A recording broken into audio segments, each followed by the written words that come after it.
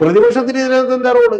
പ്രതിപക്ഷം വിളിച്ചിട്ട് വന്നവരാണ്. അപ്പൊ ആ പരിപാടിയിൽ എതിർപ്പായിട്ട് ആദ്യം വന്നത് മുഹമ്മദ് റിയാസ് നീക്കമാണ്. അയ്യോ, മുഹമ്മദ് റിയാസ് വന്നു എന്ന് പറഞ്ഞിട്ടുണ്ടെങ്കിൽ ഇത് മുഹമ്മദ് റിയാസ് രാവിലെ എഴുന്നേറ്റ് വന്നു എന്ന് പറഞ്ഞാൽ മുഹമ്മദ് റിയാസ് എന്താ പ്രത്യേകിച്ച് ഒരാളാണോ? മുഹമ്മദ് റിയാസ് ഡിവൈഎഫ്ഐയുടെ അഖിലേന്ത്യാ പ്രസിഡന്റ് ആയിരുന്നു.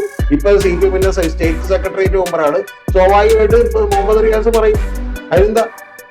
അപ്പൊ ചേട്ടൻ പറഞ്ഞിരുന്നു ഇതിലുള്ള ഒറ്റ പ്രശ്നം കോൺഗ്രസിന്റെ അഖിലേന്ത്യാ നേതൃത്വത്തിന്റെ എന്താണ് നിലപാട്, അതിൽ നിന്ന് പാടുന്നതിലെ കുഴപ്പത്തിലേക്ക് താങ്കൾക്ക് കുഴപ്പമില്ലെന്ന് ഞാൻ പിന്നെ താങ്കൾ പാടിക്കോട്ടെ എന്ന് വിചാരിച്ചിട്ടുണ്ടായിരുന്ന.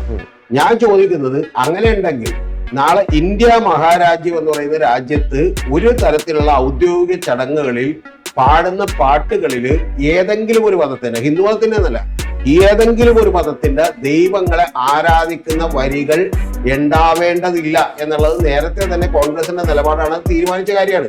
ആ തീരുമാനത്തിൽ നിന്ന് ഇന്ത്യ രാജ്യം മാറിപ്പോകുന്നു എന്നുള്ളത് വലിയ സൂചനയാണ്, വലിയ ദുസൂചനയാണ്. അതാണ് കാര്യം. പക്ഷെ നിഷ്കളങ്കമായിട്ട് താങ്കൾക്ക് ചോദിക്കാം. അല്ല, നിഷ്കളങ്കമായിട്ട് BRM ഷഫീർ പറയുന്നതാണ്, നിങ്ങൾ എന്തിനാണ് ഇതിൽ പ്രശ്നമാക്കുന്നത്? അപരമത വിദ്വേഷം ഇതിലില്ലല്ലോ. പിന്നെ അത് മാത്രമല്ല, ക്രിസ്ത്യൻ മറ്റേ ഇമോഷണൽ സോങ് അടക്കം, ക്രിസ്ത്യൻ ഈശോയെ പ്രതിനിധിക്കുന്നതടക്കം, നാളെ മുഹമ്മദ് നബി പ്രതിനിധിക്കുന്നതടക്കം പാടിയാൽ ഇത് തന്നെ BRM ഷഫീർ പറയോ?